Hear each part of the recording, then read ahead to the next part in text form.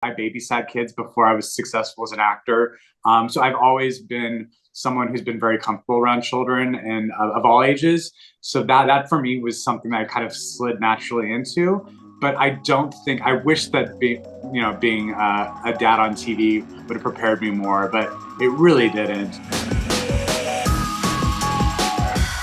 So we're huge fans over here. A few other reporters have spoken to you a few times, so I'm excited that I finally had the chance. So we'll get right into it. So let's get right into your partnership with Infamil and your entire parenting journey. So first of all, congratulations on the partnership. And before we get into how that all came about, obviously you have a very modern family. So what type of research went into your feeding journey as you prepared for fatherhood, and how did you land on using Infamil?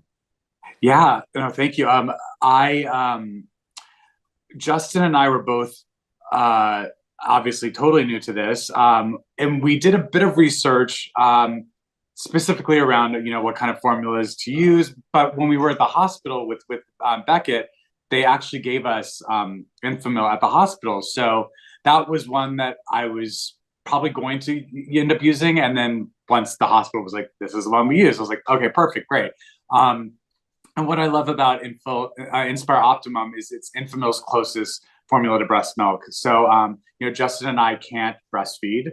And so just knowing that we're doing as much as we can to give Sully all of the nutrients that he needs and all the vitamins he needs is really important to us. It's also the only leading brand with lactoferrin, which is something I did not know about. I was like, what is that, a drag name? No, it's like, it's like a component found in breast milk. And when you're at the hospital for Justin and I, it was important for us to have the surrogate pump and also give us the colostrum, which is a really important part of the first feeding from breast milk, and that also is a component that is really important. So just getting anything that is as close to what we would be able to do if we were able to breastfeed is really important to us. So it was a no-brainer. Well, how did the partnership with Infamil come about?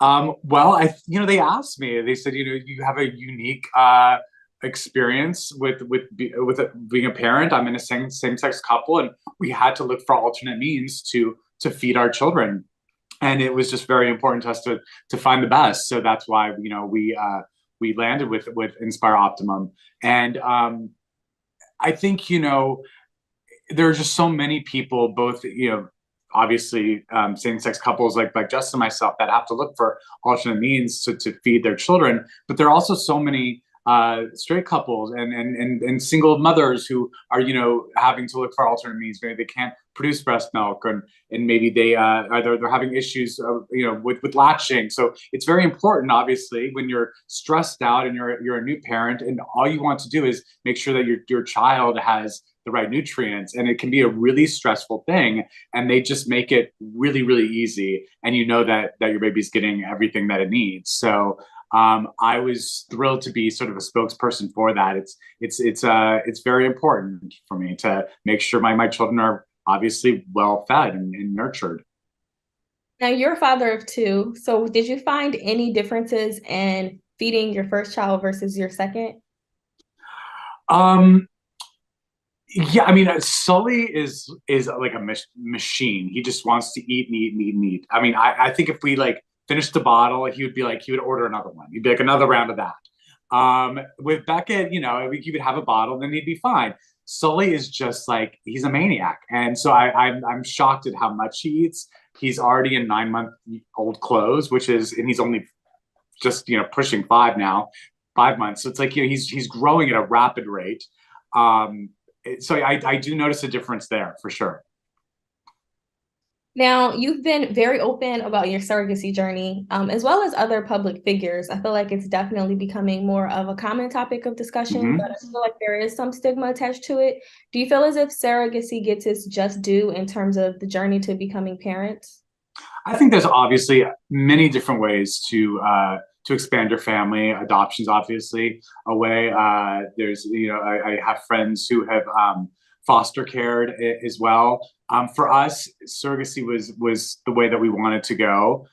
Justin is a cancer survivor. My husband's a cancer survivor, and he went through chemotherapy at a very young age. And his parents had the foresight to bank his sperm before going through chemotherapy. So we really wanted to honor that thoughtfulness that they had when Justin was so young. So it was always our plan to work with a surrogate. We found a wonderful person who is, obviously so generous with her time, and her husband was so generous. And it's not a small thing to ask someone to carry your child. So it's a very meaningful relationship that's developed between the intended parents and the surrogate. And she's truly an angel in our lives. I mean, that she's been able to help bring us to beautiful young children that we love so much is so important. But I think it's with people who are looking to expand their families, it's a conversation that needs to be had, and everyone needs to be on the same page. And there are pros and cons and complications to every single way. Whether it's something that's an accident or just a happy surprise, or if it's something that you have to truly plan every step of the way, like surrogacy. It's something that needs to be agreed upon. And at the end of the day, we have these two wonderful children that we hope to raise to be two wonderful men who will, make this world a better place. So that's what we're looking for too. Now, ironically, in your role as Mitchell Pritchett in Modern Family, you adopted two children, and now in real life, you are a biological father of two. So did the show and working with Aubrey and the other children prepare you at any level for what fatherhood entails? You would think it would, but it really didn't. I mean, it's so different. When Aubrey was very young and she would get fussy on set, a caretaker would come in and take her away, and then they would play with her. She had to go to school. Like when it's just you and your kid, there's no nurse that shows up to sweep the baby away because they need a break. Gloria doesn't walk in. Yeah. That's right. That's right. So it's I thought it would prepare me. I mean, I love children. I babysat kids before I was successful as an actor. So I've always been someone who's been very comfortable around children and of all ages. So that for me was something that I kind of slid naturally into. But I wish that being a dad on TV would have prepared me more, but it really didn't. Now, there was a reported Cam and Mitch spinoff. Was there any truth to that? And if so, what stalled that project? And would you be open to it at this point? 3 years removed since the show has been off the air? Right. There was some truth to it. And there was a really wonderful script that was written. I'm not an executive at ABC or I'm not an executive anywhere, but there's obviously lots of reasons why they just felt like it was not the right time.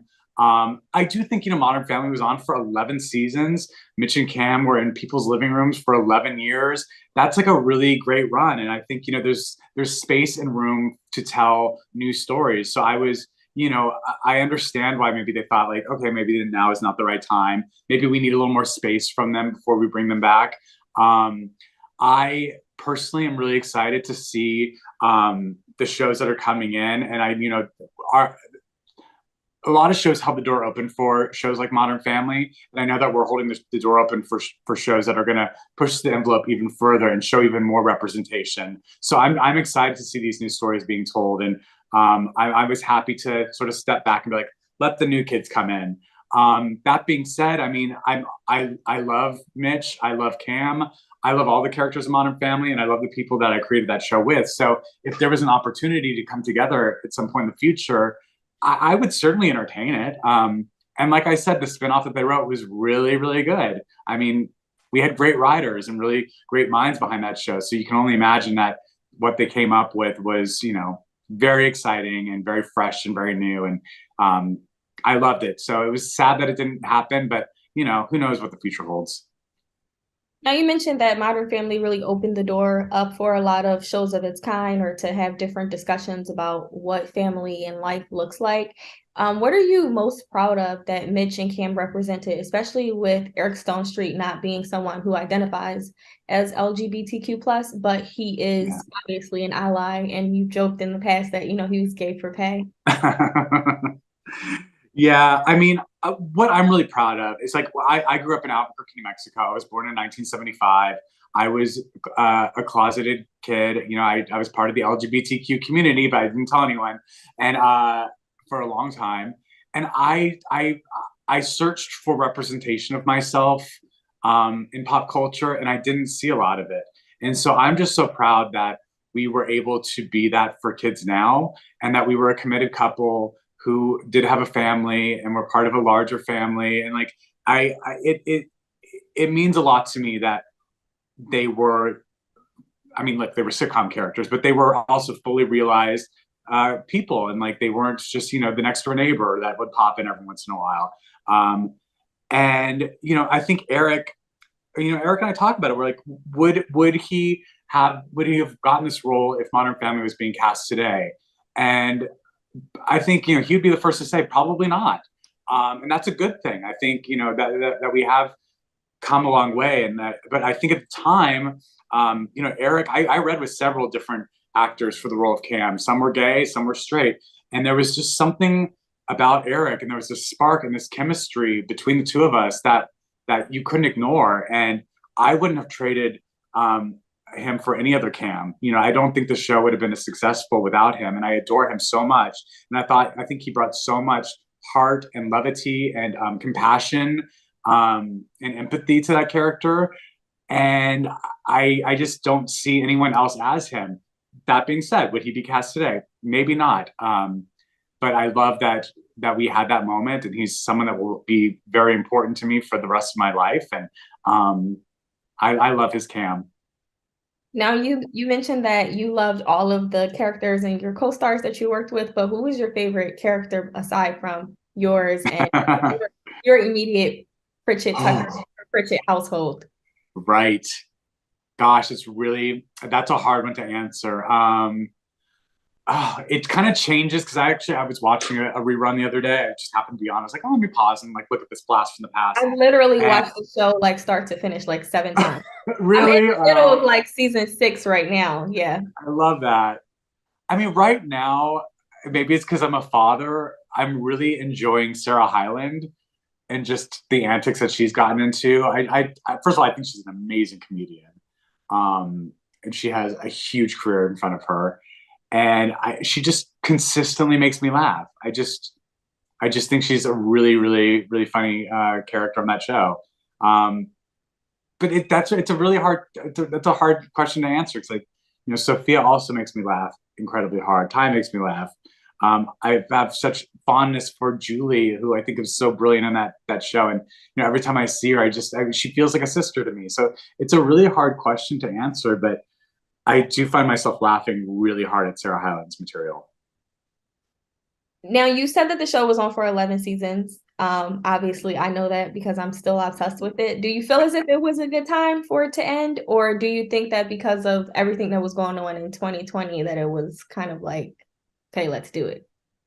I'm surprised that we got to finish it. Actually, I think, you know, we finished a month before COVID hit, so I'm just thrilled that we were able to finish the season, the series rather. You know, we were thinking about ending after season 10. I'm kind of glad that they gave us one extra year, because for us as a cast and probably for our fans, it was like an opportunity to really say a long, slow goodbye and know that each step of the way, like this was the last time we are going to be doing this thing. So I was really grateful for that season 11. But I think it was also time for us to move on. You know, I was ready to move on as an actor and as an artist. I had a play in New York that I was really excited to go do, that I eventually got to go do after things opened up after COVID. You know, I think all of us are looking to, you know, expand what people think of us. You know, it's very hard when you play a character on television for 11 years to get people to look at you in a different way. And so we will probably spend the rest of our careers, you know, sort of in the shadow of these characters. So I think all of us want to try new things. And I was really excited by that opportunity to sort of stretch and you know, do new things. And speaking of doing new things, as you mentioned, you've done more than one play, but obviously you Mhm. won a Tony for your performance in Take Me Out, and it received major social media buzz thanks to the new photo leaks. So what was your take on the whole fanfare from that whole ordeal? I was disappointed about the leak. Obviously, that was a safe space for these actors. Theater is a sacred space, and I was disappointed that someone broke that trust. Um, the play is the play, and it's good. It was good before the leak, and it was, obviously the same play after the leak. So I was very proud of the show we created, and I was concerned that some of the people that were coming to the show because of the nudity were in for a very boring evening of theater because they're confronted with a lot of like really big thoughts and ideas and 3 minutes of a nude scene that they were excited to see. So but I was like, look, I mean, this is a really brilliant play that tackles really difficult themes of themes of racism and homophobia and toxic masculinity, and it's really important to talk about. So, if it's more eyes on this play, then that's great. Now, just for fun, because the new things were leaked, were you excited when you saw that there would be a nude situation in the play? And were you Well, more excited that you didn't have to be a part of it? I was definitely happy I didn't have to be a part of the nude scene. I've been nude on stage before when I was younger, not in my 40s though. I think those days are done. I knew the play. I was a fan of the play already. I saw it in its original run in New York, so I was very aware of what the play was. But honestly, like, and this is testament to the play. I remembered very little about the nude scenes and the shower scenes, and what I remembered was how much the play moved me, and specifically how much. Dennis O'Hare, who played the role that I got to end up inheriting, moved me. So for me, it was about the great opportunity of doing this wonderful play by Richard Greenberg. And then I was like, oh yeah, there's also these like shower scenes that, that's exciting too for some people. It certainly brought in a very wide array of an audience. Now, is there one that you have more of an affinity for, the stage or television and film? um, I never envisioned myself being a film actor or a television actor. I always wanted to be a theater actor. And I love doing a film. I certainly love the reach. Like I had said earlier in this interview, like, I never saw myself represented in pop culture. So the fact that I can be that for other kids, as an out gay actor playing a gay father on television, that's very important to me. So that outreach you don't get doing theater because that's only for that small amount of people, 1,000 people a night. And with TV, you can reach millions of people in one night. But I do love the intimacy of theater. I love that it's this special thing that takes place in that room for that group of people, and it will never be the same. That's just a really special, electric thing that I'll never get tired of.